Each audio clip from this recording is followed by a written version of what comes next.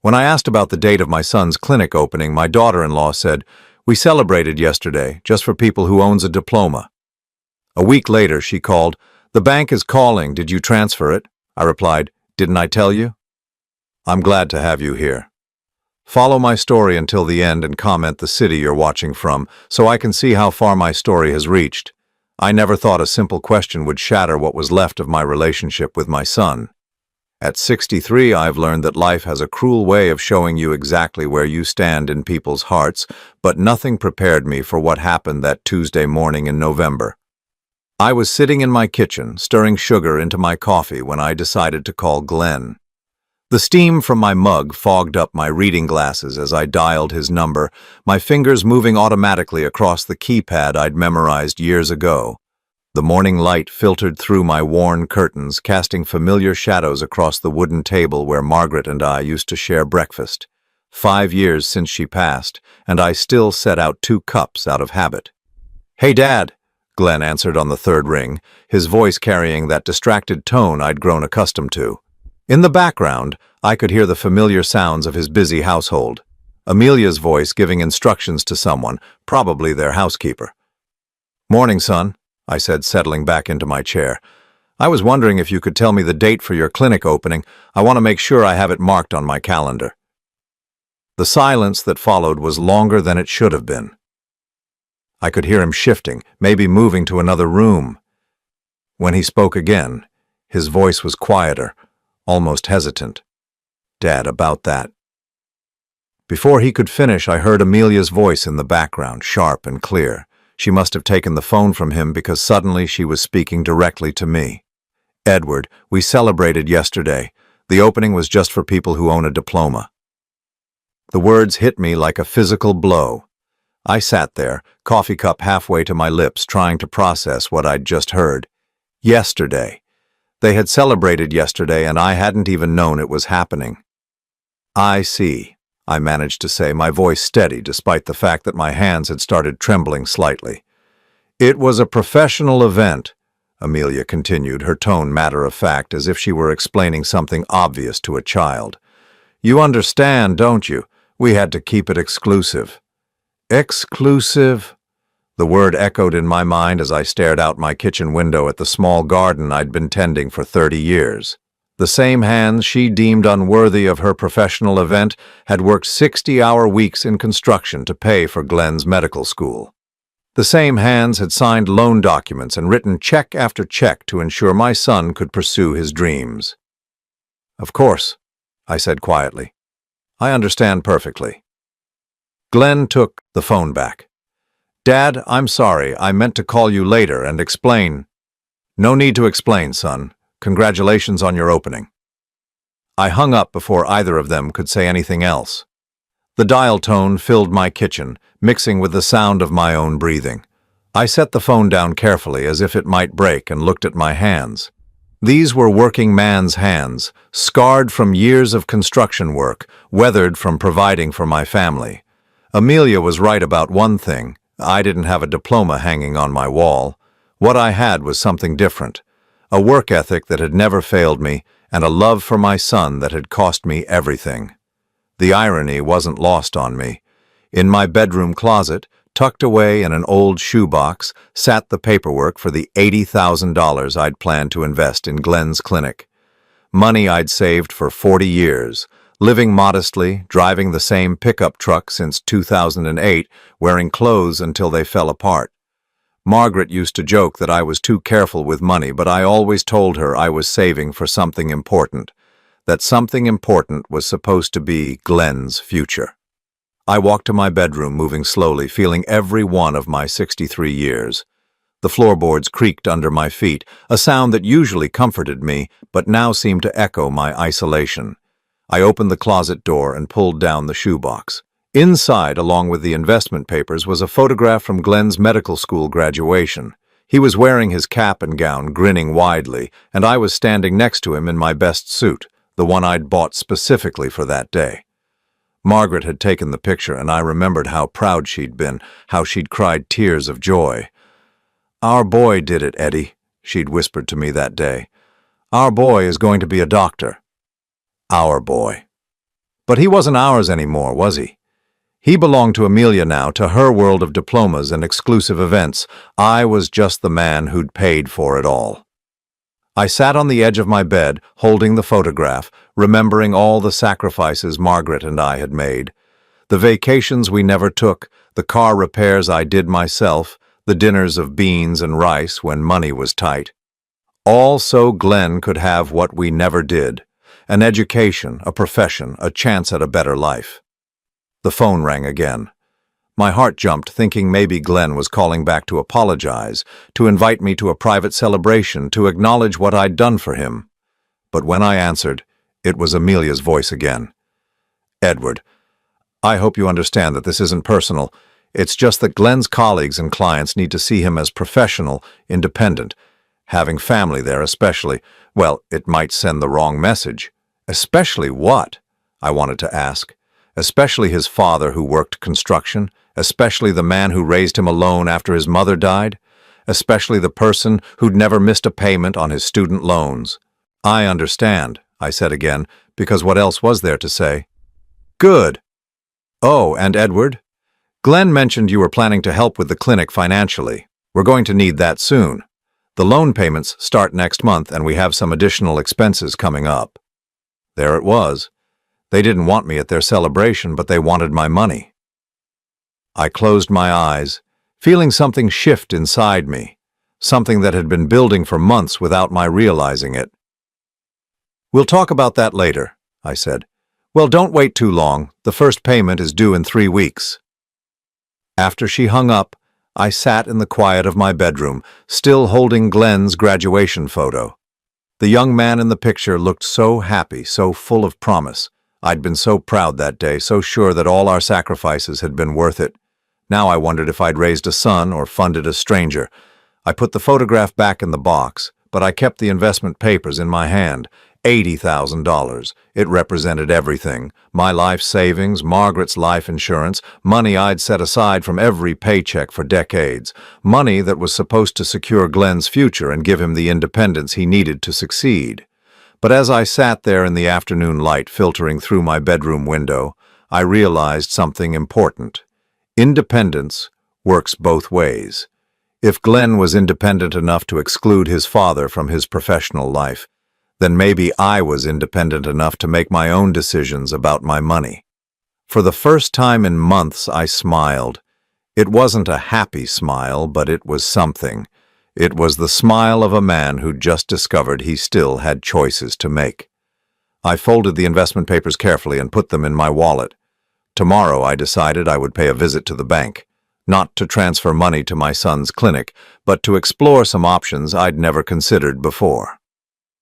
After 40 years of putting Glenn first, maybe it was time to put Edward first for a change. The next morning, I sat in my kitchen with my second cup of coffee, watching the steam rise while memories I'd tried to push away came flooding back. It's funny how one moment of clarity can make you see patterns that were right in front of you all along. The exclusion from Glenn's clinic opening wasn't the beginning. It was just the latest chapter in a story that had been writing itself for years. It started, I realize now, the day Glenn married Amelia. I remember that wedding day vividly. Margaret had been gone for 6 months, and I was still learning how to navigate the world without her steady presence beside me. Glenn seemed genuinely happy, and Amelia was beautiful in her designer dress that cost more than my monthly pension. I'd paid for half the wedding, $12,000, because I wanted Glenn to start his marriage without financial stress, but even then there were signs. During the father-son dance, Glenn seemed distracted, his eyes constantly finding Amelia across the room. When I tried to share a memory about Margaret, how proud she would have been to see this day, he cut me short. "Dad, let's not get emotional," he'd said, patting my shoulder in a way that felt more dismissive than comforting. "This is a celebration." I should have paid attention to that moment. The son I'd raised wouldn't have dismissed his mother's memory so casually. But I told myself he was just nervous, overwhelmed by the big day. I made excuses because I wanted to believe my boy was still in there somewhere. The changes came gradually after that. At first, they were small things. Glenn stopped calling every Sunday. our tradition since he'd left for college. When I called him, conversations became shorter, more perfunctory. He'd always have somewhere to be, someone waiting for him. Amelia's voice was often in the background, and sometimes I could hear her impatient sighs when our calls went longer than 15 minutes. Then there were the holidays.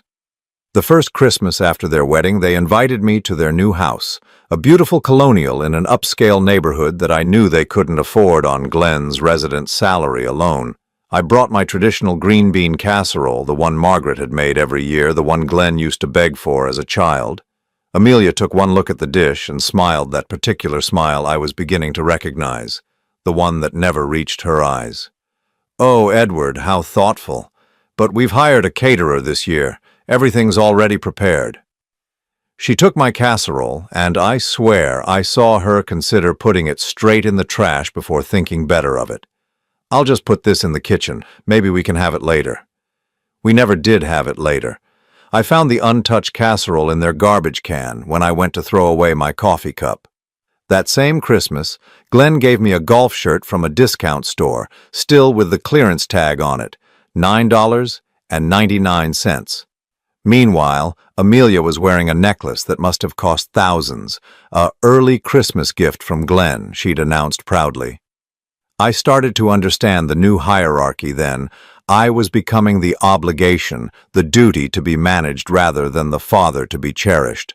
The breaking point should have been Margaret's birthday the following year. I'd planned a small memorial dinner, just Glenn and me, to honor her memory. We used to do this together. Visit her grave, share stories, keep her alive in our memories. It was important to me, and I thought it was important to Glenn too. He canceled 3 hours before we were supposed to meet. "Dad, I'm really sorry, but Amelia's parents are in town unexpectedly. We have dinner reservations at that new French place downtown. You understand, right?" I understood, all right. I understood that Margaret's memory could be postponed for Amelia's parents. I understood that the woman who'd raised Glenn, who'd sacrificed everything for his education, who'd worked 2 jobs while battling cancer so we could afford his college prep courses, was now less important than impressing his in-laws. That night, I sat at Margaret's grave alone, eating the dinner I'd prepared for 2, and I made a decision. I stopped trying so hard. I stopped calling every week. I stopped volunteering to help with their problems. I waited to see if my son would notice, if he would reach out. He didn't. The months that followed were a master class in how relationships die by neglect. Glenn would call occasionally, usually when he needed something, advice about a car purchase, help understanding some financial paperwork, a loan for this or that. But the calls about how I was doing, about my health, about whether I was lonely, those calls stopped coming altogether. Yesterday morning, after that devastating phone call about the clinic opening, I did something I hadn't done in months. I drove to their neighborhood. I didn't plan to stop by their house. I just wanted to see it, to try to understand the life my son had built without me. Their street was lined with perfect lawns and expensive cars, the kind of neighborhood where people worried about property values and homeowners association rules. I parked across from their house and watched.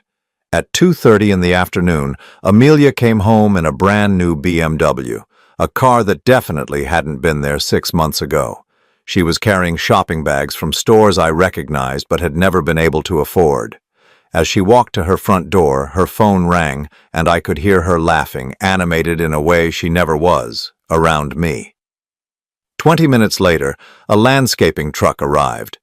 Professional lawn care, even though Glenn used to love working in the yard as a teenager. We'd spent countless Saturday mornings together, planting flowers, trimming hedges, teaching him that taking care of your home was taking care of your family. As I sat there watching strangers maintain my son's property, I realized something that cut deeper than all the casual cruelties and dismissed invitations. They were living far beyond their means. The house, the car, the lifestyle, none of it added up to what a new doctor should be able to afford, even with Amelia's job at the marketing firm. That's when I understood why Amelia had been so quick to mention the financial help they needed. This wasn't about supporting a new business venture. This was about funding a lifestyle, about maintaining an image that was already stretched to its breaking point. I drove home slowly, taking the long way through the old neighborhoods where I'd grown up, where Margaret and I had first lived, where we'd raised Glenn with second-hand furniture and homemade meals and all the love two people could give. When I got home, I called the bank where I've done business for 37 years. Sarah, the manager who'd helped me set up Glenn's college fund all those years ago, was still there. Edward, nice to hear from you. How's Glenn? I heard he opened his own practice. That's actually why I'm calling, Sarah. I need to ask you about some documents I signed a while back. There was a pause. What kind of documents? I think I might have co-signed some loan paperwork for Glenn's clinic. I need to know exactly what I've committed to. Another pause, longer this time. Edward, I'll need to pull your file, but off the top of my head, you're listed as a guarantor on a business loan for $200,000. The first payment is due. In 3 weeks, I finished for her. I know. That night, I sat in my living room, Margaret's photograph on the table beside me, and I made a list. On one side, I wrote down everything I'd given Glenn over the years. Not just money, though, that was substantial, but time, energy, love, sacrifice. On the other side, I wrote down what I'd received in return, especially in the last 2 years. The second column was very short. As I prepared for bed, my phone rang one more time. Glenn's number appeared on the caller ID, and for a moment my heart lifted. Maybe he'd had time to think. Maybe he'd realized how much he'd hurt me. Maybe he wanted to apologize. Dad? His voice was strained, worried. Yes, son? I just wanted to make sure we're still good about the money situation. Amelia mentioned she talked to you today, and I want to make sure there aren't any misunderstandings. Not an apology. Not an acknowledgement. Just concern about the money. Oh, we're perfectly clear, Glenn. No misunderstandings at all. But as I hung up the phone and turned off the lights, I knew that tomorrow would bring the kind of clarity that changes everything. Because I'd finally understood something important. Love shouldn't be a one-way transaction, and respect isn't something you can buy, even with $80,000 and a lifetime of sacrifice. The question now was what I planned to do about it. The call came exactly 1 week later, on a Tuesday morning that started like any other. I was reading the newspaper over my breakfast, savoring the quiet ritual that had become even more precious since Margaret's passing, when my phone rang with an urgency that cut through the morning calm. Edward, thank God you answered. Amelia's voice was different this time, higher-pitched, strained with none of her usual condescending composure. We have a serious problem. I set down my coffee cup slowly, noting how my hand remained perfectly steady. What kind of problem, Amelia? The bank is calling. They want the first payment on Glenn's loan, the one you co-signed for. They're saying if we don't have the money by Friday, they're going to start the foreclosure process on the clinic. I let the silence stretch for a moment, listening to her rapid breathing on the other end. I see. And where's Glenn? He's at the clinic trying to see more patients, but, Edward, we don't have enough revenue yet. We won't for months. We need that $80,000 you promised. We need it today. There was something almost satisfying about the panic in her voice. This was the same woman who had told me just a week ago that I wasn't worthy of attending my own son's celebration. Now she was calling me by my first name, no more dismissive Edward, and practically begging. Did you transfer the money yet? She pressed, when I didn't respond immediately. The bank account number is the same one Glenn gave you months ago. I walked to my kitchen window, looking out at the small vegetable garden I'd planted last spring. Margaret had always wanted a proper garden, but we'd never had the time or the extra money for anything beyond the basics. Now, at 63, I finally had both. The tomatoes were still producing, even this late in November, bright red against the dying vines. Edward, are you there? Did you hear what I said? I heard you, Amelia. So you'll transfer the money today? I sat back down at my kitchen table, picking up the newspaper I'd been reading. On the front page was an article about retirement planning, about people my age learning to live on fixed incomes. No, Amelia, I won't be transferring any money. The silence that followed was so complete I thought she might have hung up. Then slowly her voice came back, but it was different now, carefully controlled, like she was speaking to someone who might be confused. Edward, I think there's been a misunderstanding. Glenn needs this money. You promised it to him months ago. You signed papers agreeing to guarantee the loan. I'm not confused, Amelia. I understand perfectly. I promised my son financial support for his clinic, and I guaranteed his loan. But circumstances have changed. What circumstances? Her voice was rising again, the careful control slipping away. I wasn't invited to share in his success, so I've decided not to share in his financial obligations either. That's ridiculous. You can't just change your mind because your feelings were hurt. This is business, Edward. This is Glenn's future. I almost laughed at that. After years of being treated like an embarrassment, now suddenly my feelings mattered enough to be acknowledged, even if it was just to dismiss them. You're right, Amelia, this is business, and I've decided it's not a good investment for me anymore. Investment? Her voice cracked on the word. Edward, this is your son we're talking about. Yes, it is. My son, who was too embarrassed by his construction worker father to invite him to his clinic opening. My son, who hasn't called me just to talk in over a year. My son, who apparently needs my money but not my presence in his life. There was a muffled sound, like she'd covered the phone with her hand, and I could hear her talking to someone in the background, Glenn, probably, explaining the disaster that was unfolding. When she came back on the line, her voice had taken on a new quality, desperate, almost pleading. Edward, please, I know we made a mistake. Glenn knows we made a mistake, but you can't punish him financially because we hurt your feelings. I'm not punishing anyone, Amelia. I'm simply making a business decision, just like you advised. And my business decision is that supporting someone who doesn't want me in their life is not a wise use of my resources. But you signed the guarantee papers. You're legally obligated. Actually, I'm not. I'd spent considerable time the previous week reviewing those papers with Sarah at the bank. I signed as a guarantor contingent on my continued financial support of the venture. Since I'm withdrawing that support, my guarantee is voided. Sarah at First National explained it all to me very clearly. The silence stretched longer this time. When Amelia spoke again, her voice was barely above a whisper. You planned this. No, Amelia, I reacted to it. There's a difference. Glenn's going to lose everything. Glenn's going to learn something. There's a difference there, too. I heard her take a shaky breath. Edward, I'm sorry. We're both sorry. Glenn wants to talk to you. He's driving over there right now. There's nothing to talk about. My decision is final. But we can work something out. We can include you more. We can have family dinners. We can... Amelia, I interrupted gently, when someone shows you who they are, believe them. You and Glenn showed me exactly who I am in your lives.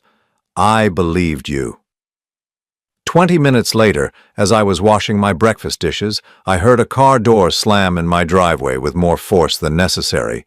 Through my kitchen window, I watched Glenn stride toward my front door, his face flushed with anger and something else.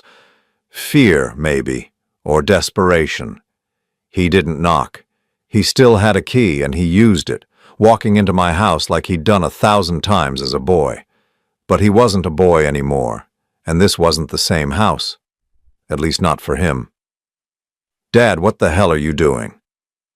I dried my hands slowly on the dish towel Margaret had made years ago, a simple blue and white checked pattern that had faded with countless washings. Good morning, Glenn. Would you like some coffee? I don't want coffee. I want to know why you're sabotaging my clinic. I turned to face my son, this tall, handsome man who looked so much like Margaret around the eyes. For a moment, seeing him standing in our kitchen, I could almost pretend we were still the family we used to be. I'm not sabotaging anything. I'm simply choosing not to enable it. Enable it? His voice rose. Dad, this is my career. This is everything I've worked for. No, Glenn, this is everything we worked for, but apparently only one of us gets to enjoy the success. He ran his hands through his hair, a gesture I remembered from his childhood when he was frustrated with homework or couldn't solve a problem. Look, I know you're upset about the opening, Amelia explained it to me. But you have to understand, it was a professional event. I understand perfectly. The question is, do you? Understand what? I walked past him to the living room, to the wall where Margaret and I had hung pictures of Glenn's achievements over the years. His high school graduation, college graduation, medical school graduation, his first day of residency, in every single picture, I was there beside him, beaming with pride. Do you see yourself in any of these pictures, Glenn? He followed my gaze to the wall, confusion clouding his features. Of course I do. What's your point? My point is that for 35 years, I've been there for every important moment in your life. I was there when you took your first steps, when you graduated high school, when you got accepted to medical school, when you finished your residency. I was there through your mother's illness, there when she died, there when you needed someone to co-sign your loans. I turned to face him, seeing Margaret's eyes looking back at me from his face. But apparently, I wasn't good enough to be there when you achieved your dream. The dream I helped pay for. Glenn's shoulders slumped slightly. Dad, it wasn't like that. Then tell me what it was like. He was quiet for a long moment, his gaze moving from the photos to his feet. When he looked up again, there was something different in his expression, a flicker of the boy I'd raised. Amelia said it would look better if it was just professionals. She said having family there might make me look dependent. Dependent? I let the word hang in the air, between us. On the man who raised you alone after your mother died. On the man who worked overtime for 20 years to pay for your education. On the man who guaranteed your business loan because the bank wouldn't approve it otherwise. I know what you've done for me, Dad. I've never forgotten that. Haven't you? I walked to my desk in the corner of the room, opening the drawer where I kept important papers. I pulled out the investment documents I'd prepared months ago, the paperwork that would have transferred $80,000 to Glenn's clinic account. This is what I had planned to give you, I said, holding up the papers. My life savings, Glenn. Every penny I had left after your mother's medical bills and your education, I was going to invest it in your clinic because I believed in you, because I wanted to be part of your success. Glenn stared at the papers, his face pale. Dad. But I realized something last week. You don't want me to be part of your success. You want me to fund it but not share it. You want my money but not my presence. That's not true, isn't it? When's the last time you called me just to talk? When's the last time you asked about my health, my life, my feelings about anything? When's the last time you treated me like a father instead of a bank? Glenn opened his mouth to answer, then, closed it again.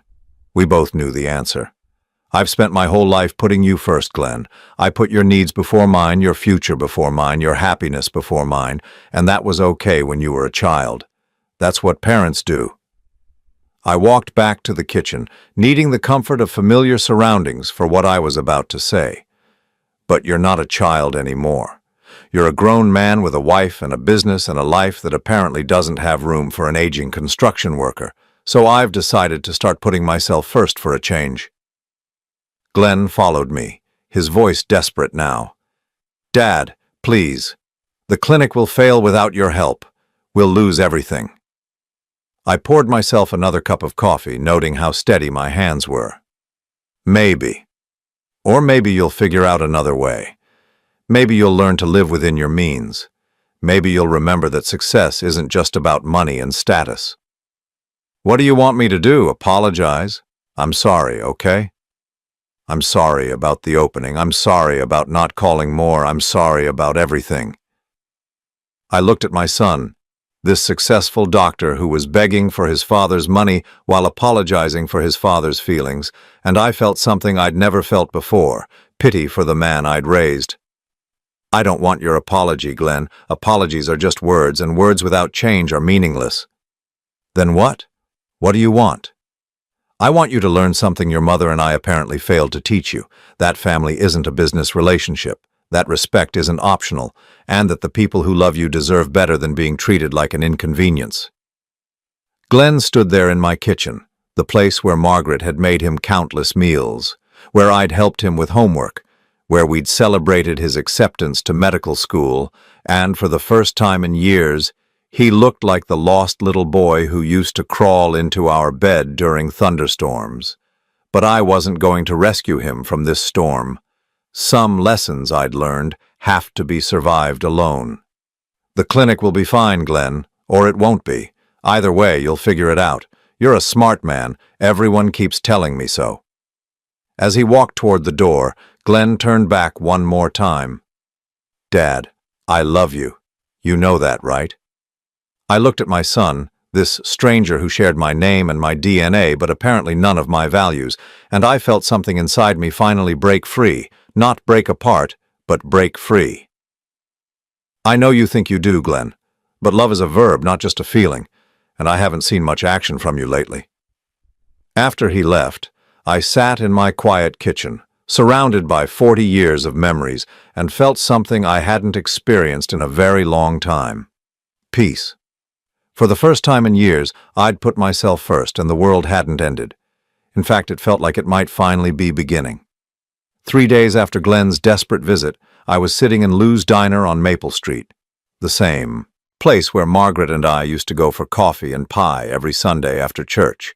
The red vinyl booths were cracked now, the chrome on the tables dulled with age, but the coffee was still strong and the atmosphere still honest. Two qualities that seemed increasingly rare in my life. I was reading the morning paper when Sarah from the bank slid into the booth across from me. At 68, she was one of the few people left who remembered when Glenn was just a gap-toothed kid who came with me to make deposits every Friday afternoon. "You really did it," she said, shaking her head with something between admiration and disbelief. 40 years I've known you, Edward, and I've never seen you make a move like this. I folded my newspaper carefully, buying myself a moment to choose my words. People change, Sarah. Sometimes they have to. This wasn't just a change, though, was it? This was planned. She leaned forward, lowering her voice even though the nearest occupied table was 3 booths away. When you came to see me 3 months ago asking about loan guarantees and financial obligations, you already knew what you were going to do. She was right, of course. What Glenn and Amelia didn't understand, what they couldn't understand because they'd never bothered to really know me, was that 40 years in construction had taught me something valuable about building and planning.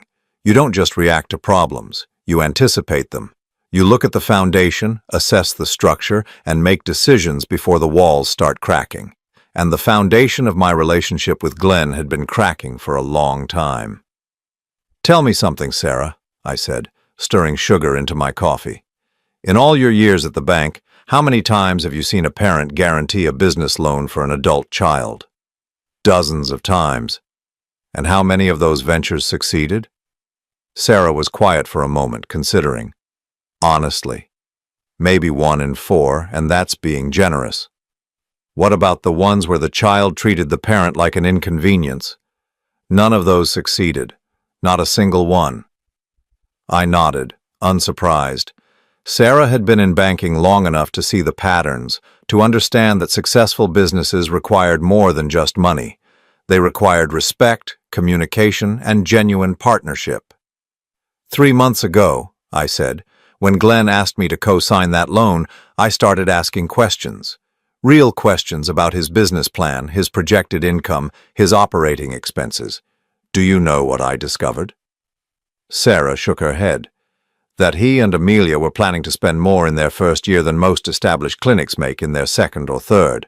They budgeted for a BMW lease, a house payment that was 30% above recommended guidelines, and a lifestyle that assumed immediate success. I pulled out a small notebook from my jacket pocket. The same type I'd carried on construction sites for decades, filled with measurements and calculations and observations. But instead of building specs, this one contained financial records and phone logs and a careful documentation of my son's transformation from grateful child to entitled adult. I also started paying attention to how Glenn talked to me. Really paying attention. Do you know that in the 6 months before his clinic opening, he called me exactly 11 times, and of those 11 calls, 9 were requests for money, advice about money, or questions about the loan guarantee? Sarah winced. And the other 2? One was to tell me he couldn't make it to Margaret's birthday dinner because he had a golf tournament. The other was to ask if I could recommend a good accountant who worked with high net worth individuals. I flipped through my notebook, finding the page where I'd recorded that particular conversation. It had stung at the time. The casual assumption that I wouldn't know anyone successful enough for his needs. But it had also been instructive. That's when I realized that Glenn didn't just take my support for granted anymore. He was actually embarrassed by me. So you started planning. I started investigating. I closed the notebook and met Sarah's eyes. Did you know that Amelia quit her job at the marketing firm 2 months before the clinic opened? Glenn told me she was taking time off to help with the business, but I did some checking. She was let go for excessive personal spending on company accounts. Sarah raised her eyebrows. How did you find that out? Construction workers know people in all kinds of industries, Sarah, including marketing. A friend of mine worked maintenance at Amelia's company. He said she was notorious for charging personal expenses to client accounts and then claiming they were business development costs. I had spent weeks quietly gathering information using the network of working-class contacts I'd built over 4 decades. The maintenance worker at Amelia's company, the loan officer at their mortgage company who went to my church, the clerk at the luxury car dealership where they'd leased the BMW.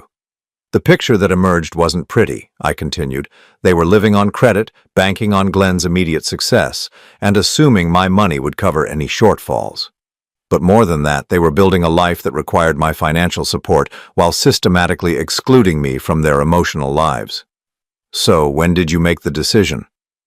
The day Glenn called and asked me to increase my loan guarantee from $80,000 to $120,000, he said they'd discovered some unexpected startup costs. I remembered that conversation vividly. Glenn had called while I was working in my garden, and I'd sat down on Margaret's old bench to take the call. He'd been casual about it, almost dismissive, as if asking for an additional $40,000 was like asking to borrow a cup of sugar. I asked him what the unexpected costs were, I said. Do you know what he told me? Sarah shook her head. Upgraded furniture for Amelia's office, professional photography for their social media, a sound system for the waiting room, $40,000 for cosmetic improvements that had nothing to do with patient care or medical equipment. That had been the moment of clarity for me. Not the moment I got angry, but the moment I got smart. I told him I'd think about it and get back to him. Then I called you. Sarah smiled grimly. And I told you exactly what your legal obligations were and weren't. You also told me something else. You told me that most business loans fail within the first year when they're undercapitalized, and you told me that co-signers often end up paying more than the original borrowers because they don't monitor the spending. Over the following weeks, I had quietly begun extricating myself from Glenn's financial web. I visited lawyers, reviewed contracts, and made sure I understood exactly what I was and wasn't responsible for. I learned that my guarantee was contingent on my continued investment partnership, a clause I'd insisted on adding when the original papers were drawn up, though I'd forgotten about it until Sarah reminded me. The thing that Glenn and Amelia never understood, I said, is that I'm not just some old man with a savings account. I've been managing money and making financial decisions my entire adult life. I built a comfortable retirement on a construction worker's salary by being careful, deliberate, and smart.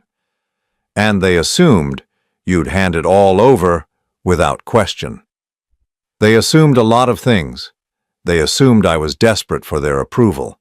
They assumed I'd tolerate any treatment as long as they occasionally acknowledged my existence. They assumed that being Glenn's father gave me obligations without rights. I had spent those 3 months watching and waiting, hoping Glenn would somehow realize what he was doing, hoping he would call just to check on me or invite me to dinner or show some sign that I still mattered to him beyond my financial usefulness. The clinic opening had been the final test.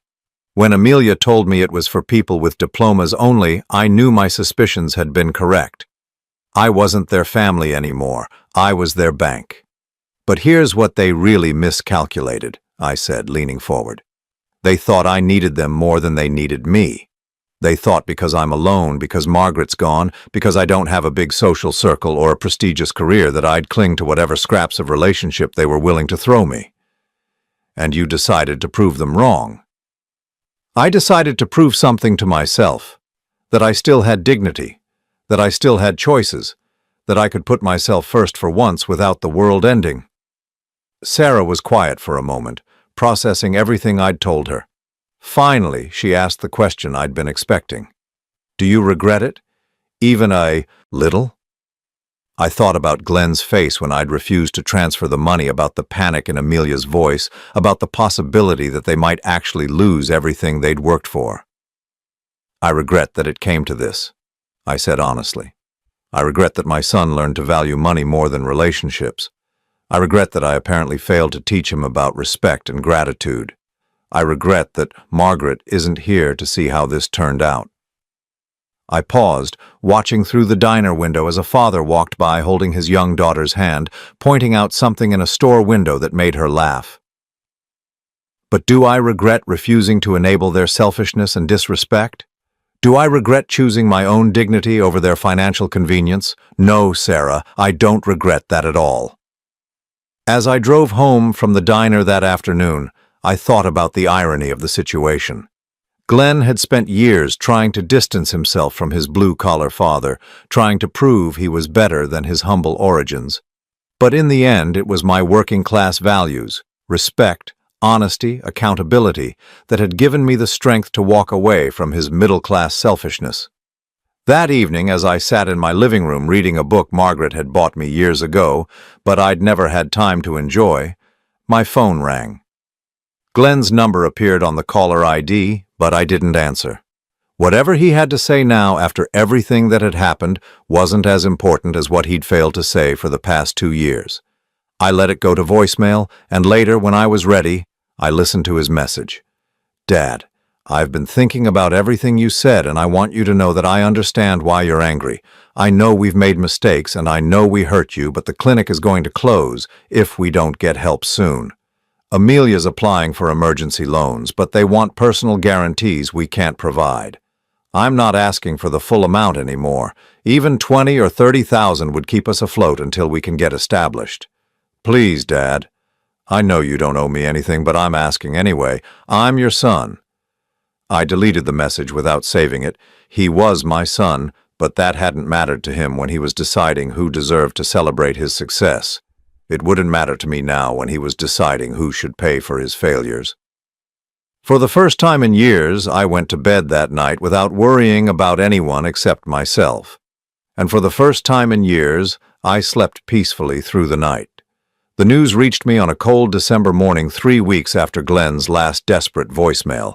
I was shoveling snow from my driveway when Mrs. Henderson from next door came over with that particular expression people wear when they're about to deliver bad news they're not sure they should share. Edward, she said hesitantly, clutching her morning newspaper, I thought you should know. There's an article in the business section about Glenn's clinic. I leaned my shovel against the garage and took the paper from her gloved hands. There, in a small column on page 3 of the business section, was a brief announcement.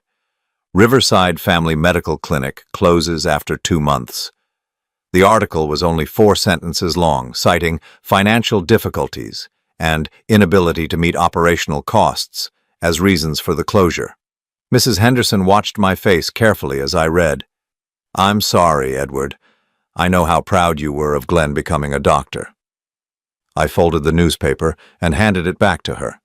I'm still proud of him becoming a doctor, Helen. Becoming a successful businessman is apparently a different skill entirely. After she left, I went back to shoveling snow, but my mind was elsewhere. Despite everything that had happened, despite my anger and disappointment, I felt a hollow sadness for Glenn. Not because his clinic had failed, but that had been inevitable once I withdrew my support, but because he was about to learn some very hard lessons about consequences and responsibility. The first call came that afternoon.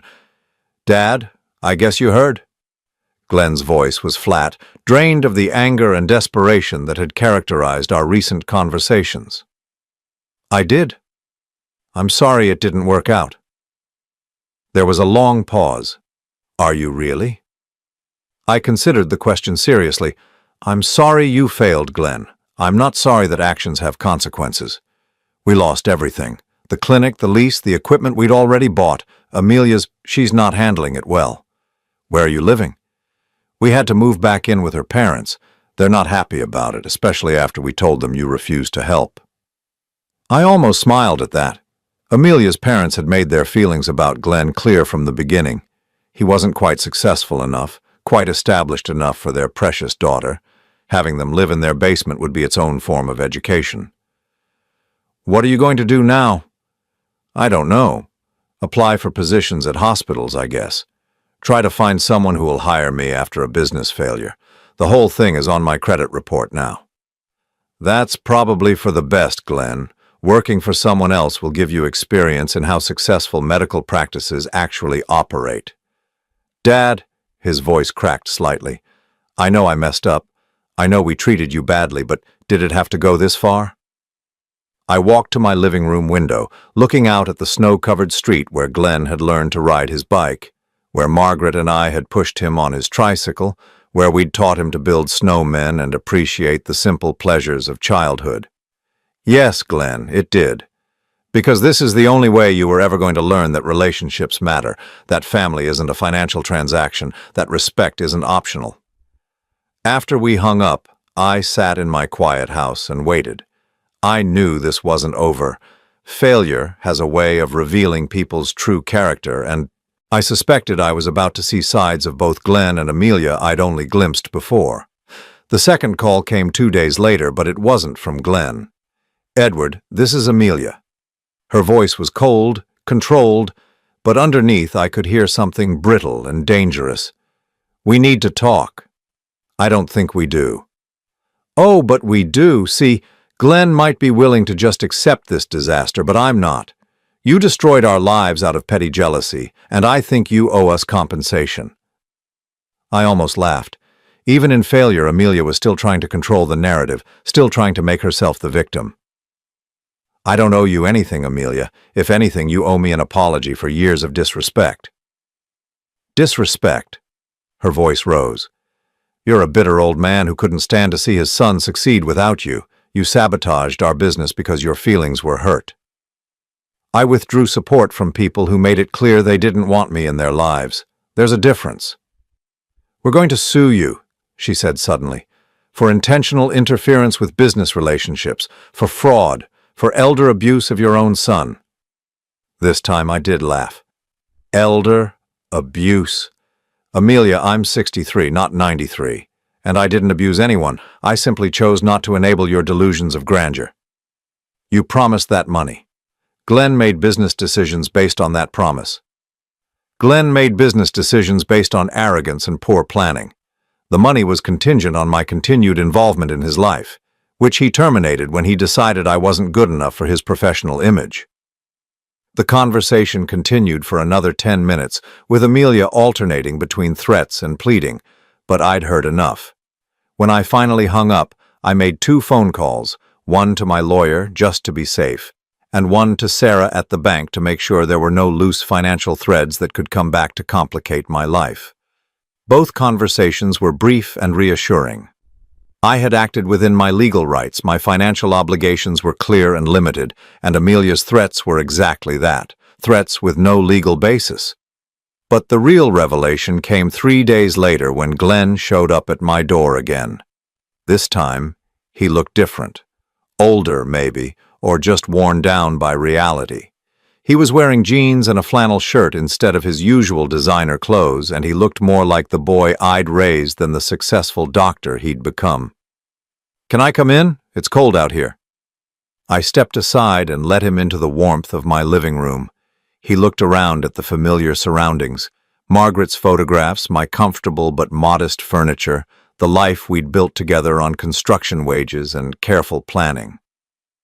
Amelia left, he said without preamble. I wasn't entirely surprised, but the news still hit me with unexpected force. Where did she go? Back to her ex-boyfriend in Chicago. Apparently she'd been in contact with him for months. She said living with a failed businessman wasn't what she'd signed up for when she married a doctor. Glenn sat down heavily in the chair where Margaret used to read her evening books, and for a moment I saw him as he really was. Not the successful professional he'd tried to become, but a lost man who'd confused image with substance, who'd traded genuine relationships for superficial status. "She took half our savings account," he continued, "what was left of it anyway, and she kept all the jewelry I'd bought her over the years. Said it was compensation for the lifestyle I'd promised her but couldn't deliver." I poured myself a cup of coffee and sat down across from him. "I'm sorry your marriage ended, Glenn. Whatever else has happened between us, I never wanted that for you." "Did you know she would leave if the money ran out?" I considered lying, offering him the comfort of believing his wife had genuinely loved him. But Glenn needed truth more than comfort now. "I suspected she might. Amelia married your potential, not your person. When the potential didn't materialize the way she expected, there wasn't much left to hold on to." Glenn laughed bitterly. "You tried to tell me, didn't you? In your way, you tried to warn me. I tried to show you that relationships built on what people can provide, instead of who they are, don't tend to last. But you weren't ready to hear that. I thought I knew better.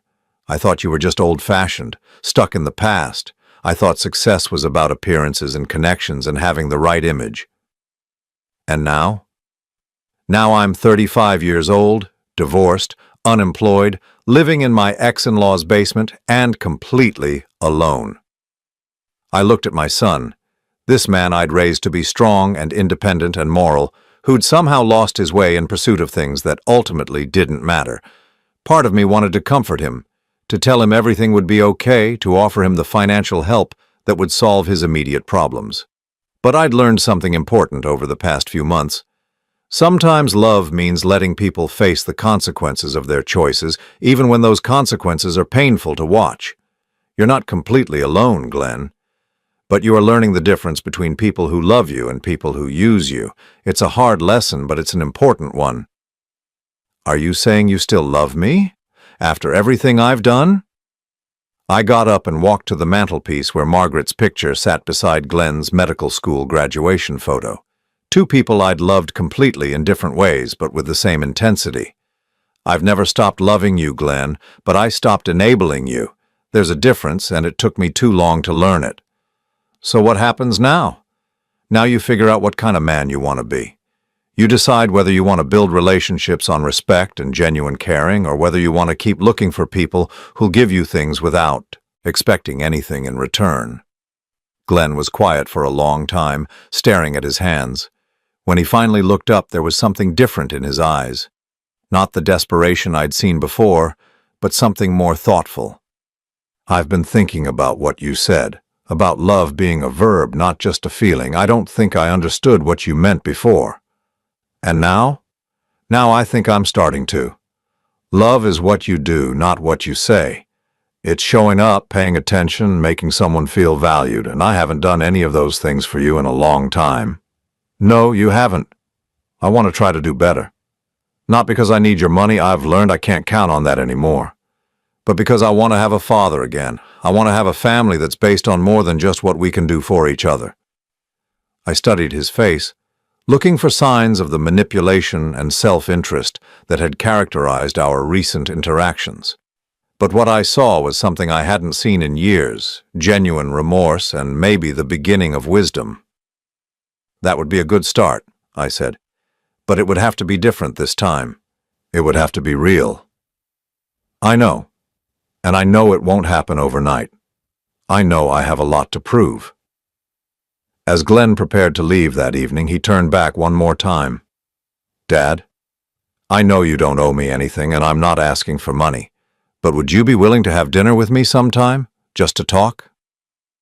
I looked at this man who'd been my whole world for so many years, who'd broken my heart, and then, maybe, just maybe, started to put it back together. "I'd like that, Glenn. But let's start small. How about coffee next week?"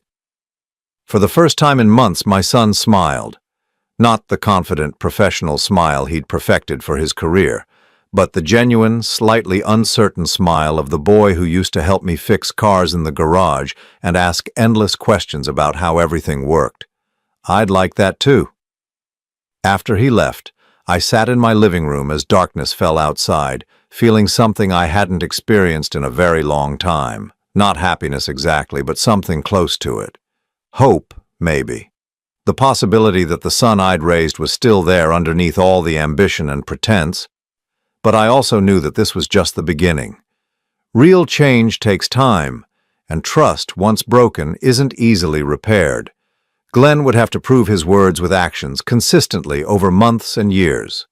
For now, though, it was enough that he was willing to try. And for the first time in a very long time, so was I.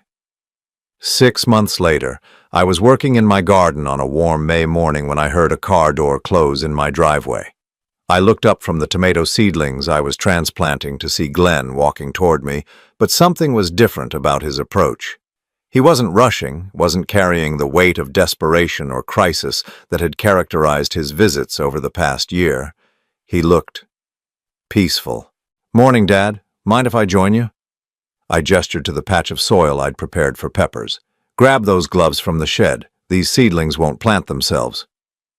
We worked in comfortable silence for a while, something that would have been impossible 6 months ago. The quiet between us used to be filled with tension, with unspoken demands and disappointments. Now it felt like the companionable silence Margaret and I used to share when we worked together on household projects.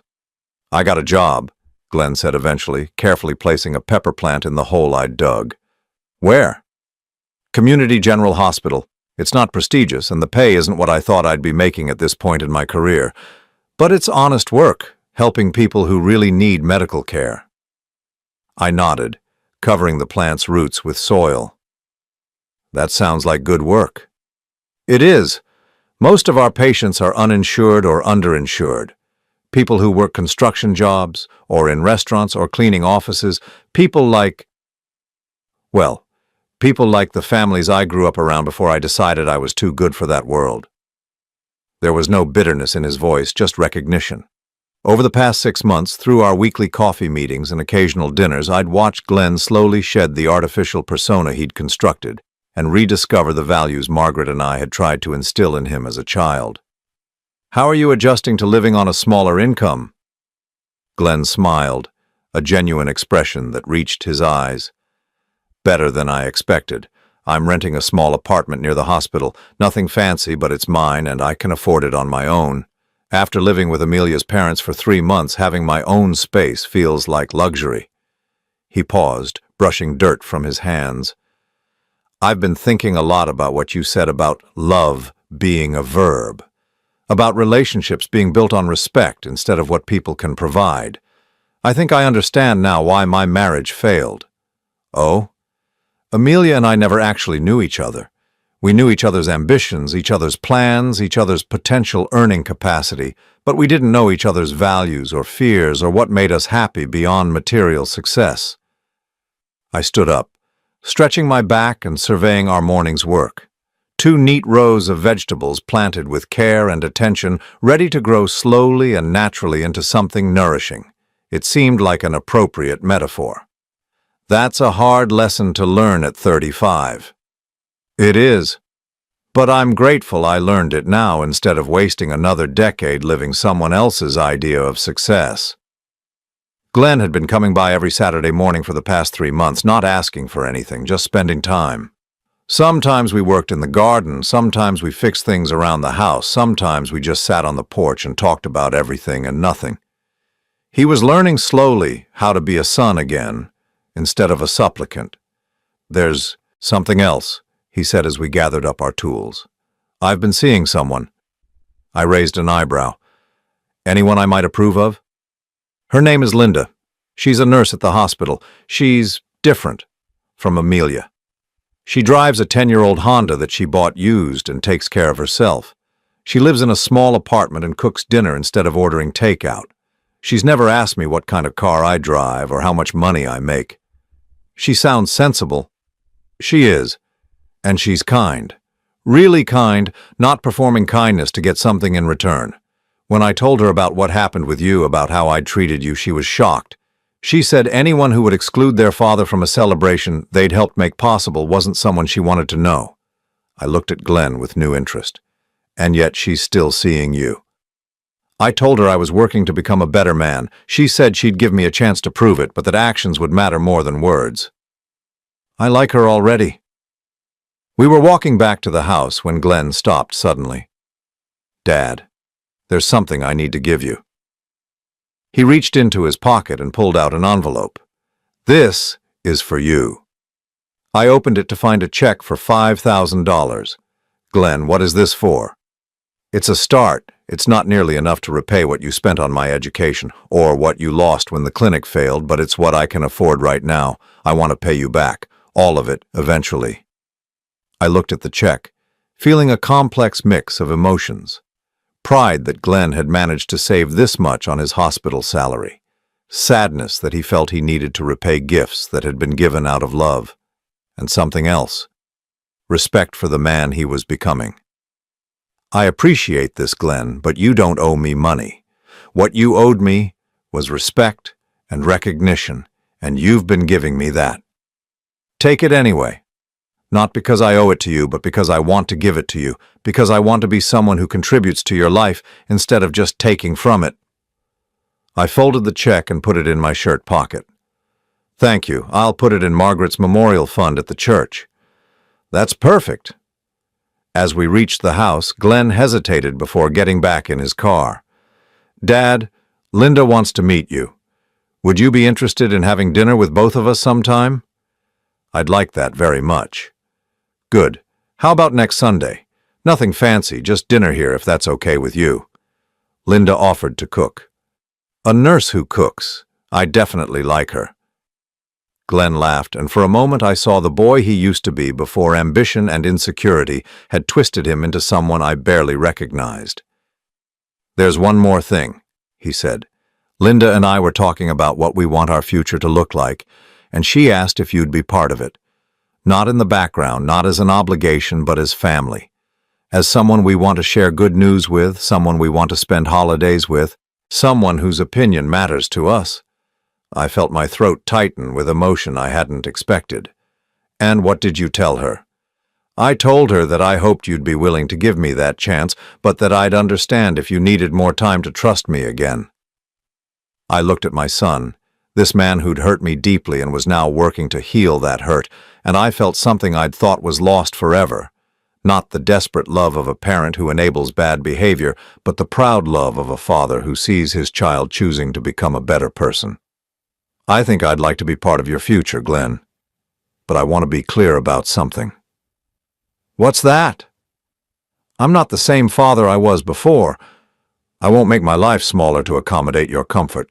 I won't apologize for who I am or where I come from, and I won't enable behavior I don't respect, no matter how much I love you. Glenn nodded, seriously. I wouldn't want you to. The father I need now is the one who was strong enough to walk away when I wasn't treating you right. The one who taught me that love has to be earned through actions, not just assumed because of blood. As he drove away that morning, I went back into the house and made myself a fresh cup of coffee. I pulled out the check Glenn had given me and looked at it again. It wasn't the amount that mattered, it was what it represented. A son who was learning to give instead of just take, to contribute instead of just consume. I walked to my desk and found a piece of Margaret's stationery, the cream-colored paper she'd used for thank you notes and condolences. I wrote a brief note to the church secretary explaining that I wanted to add $5,000 to Margaret's memorial fund, money given to me by our son in honor of the values she'd taught him. That afternoon, I called Linda at the hospital and introduced myself. Her voice was warm and genuine, and when I told her I was looking forward to meeting her, I could hear the smile in her response. Glenn talks about you all the time, she said. He's so proud of the relationship you two are rebuilding. He says you taught him what real strength looks like. He's learning. We both are. I hope you don't mind me saying this, but what you did, walking away when he wasn't treating you right, that took incredible courage. A lot of parents would have just accepted whatever treatment they got because they were afraid of losing their children completely. I almost did lose him completely. But I learned something important. You can't have a real relationship with someone who doesn't respect you, and you can't teach respect by accepting disrespect. That evening, I sat on my porch as the sun set, thinking about the strange journey that had brought Glenn and me to this place. The pain of his rejection had been real and deep, but it had also been necessary. It had forced both of us to examine what we really wanted from our relationship and what we were willing to give to get it. Phone rang as I was preparing for bed. Glenn's name appeared on the caller ID, and for just a moment I felt an echo of the old anxiety. What did he want now? But when I answered, his voice carried none of the tension or desperation I'd grown accustomed to. "Dad, I just wanted to say thank you. For today, for the past few months, for being patient with me while I figured things out." "You don't need to thank me for that, Glenn." "Yes, I do. I put you through hell and you still gave me a chance to make it right. Not everyone would have done that." "Well, not everyone gets to have a son who's willing to do the hard work of becoming a better man." After we hung up, I prepared for bed with a sense of contentment I hadn't felt in years, not because my life had suddenly become perfect, but because it had become honest. The relationships in my life now were built on mutual respect and genuine caring, not on obligation or need. As I turned off the lights, I thought about Margaret and how proud she would be of the man Glenn was becoming. Not the successful doctor she'd dreamed of, but something better. A good man who understood that character mattered more than status, that relationships were more valuable than achievements, and that love was indeed a verb that required action to have meaning. For the first time in years, I fell asleep without any regrets about the choices I'd made. I'd learned to put myself first when necessary, to demand respect instead of accepting scraps, and to understand that sometimes the most loving thing a parent can do is refuse to enable their child's worst impulses. Glenn was building a new life on a foundation of humility and genuine connection. I was enjoying a retirement based on my own terms and values, and together, we were learning that the best relationships are the ones where both people choose to be there, not because they have to, but because they want to. It had taken loss and pain and some very hard lessons to get here, but we'd arrived at something real and sustainable, something worth building on, something worth keeping.